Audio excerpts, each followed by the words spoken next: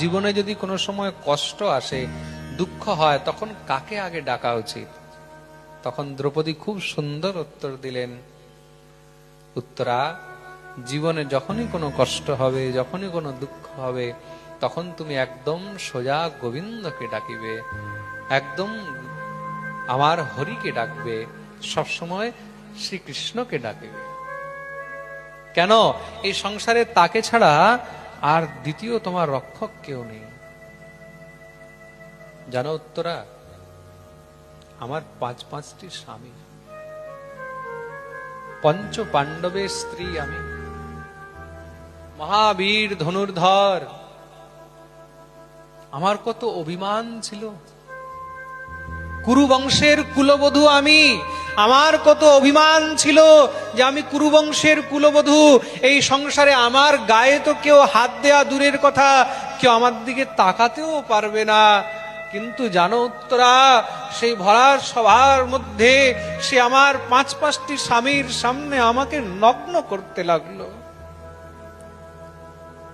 আমি জোরে জোরে ডাকছি, আমাকে বাঁচাও বাঁচাও। কুরুবংশের কোন ধনুর্ধর, কুরুবংশের কোন বীর সামনে আসলো না।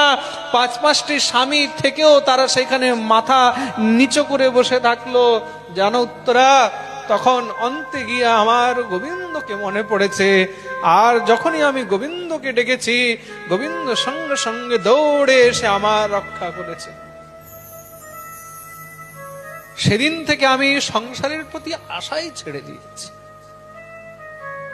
সেদিন থেকে আমি মনে মনে বুঝে গেছি, সংসারের জীব কখনো আমার রক্ষা করতে পারে, এই সংসারে কেউ আমার নয়। যদি কেউ আছে, সে হলো একমাত্র আমার প্রাণ গোবিন্দ, একমাত্র আমার কানাই। কৃষ্ণ ছাড়া, গোবিন্দ ছাড়া এই সংসারে দ্বিতীয় আর কেউ নেই। মনে মনে সেদিনই এই সংসারের সম্বন্ধ সব আমি তিলাঞ্জলি দিয়ে দিয়েছি।